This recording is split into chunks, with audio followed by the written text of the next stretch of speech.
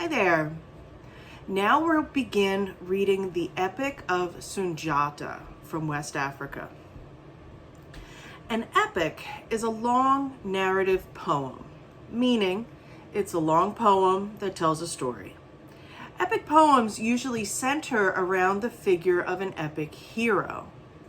And an epic hero is basically a figure who represents the ideals of a nation or a culture. The epic hero often goes on a journey, and on this journey encounters many obstacles or trials. And it's because he overcomes these obstacles that he is heroic.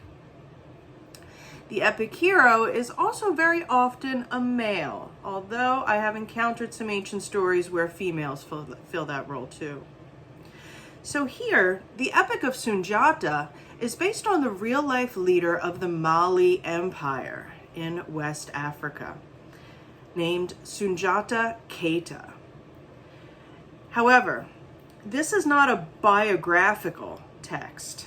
It's a narrative poem that comes from an oral tradition.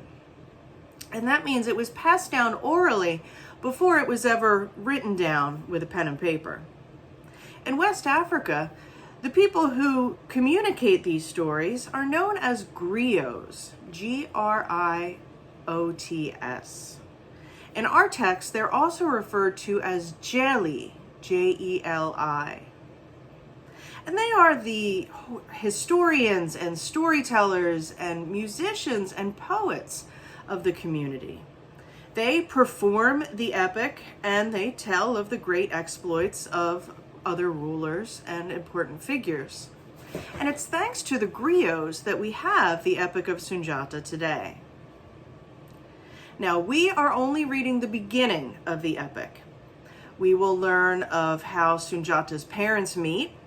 His father is Magan Konfada, a king, a Mansa, that's another word for king, in Mandinka, which is the language that was spoken by the Mandinka Empire and the Mali Empire.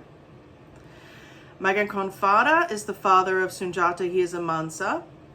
His mother, Sunjata's mother, Sogolon Wulan Konde, is difficult to find. Magan Konfada has to go through many different difficult trials to find the right woman to be the father of his son that was foretold in a prophecy. In this pretty complicated story where we learn of how Sogolon and Magan Konfada came together, we follow two Muslim hunters who come to the region and encounter the Buffalo Woman, an angry, spiteful woman who is attacking the town of Donikiri.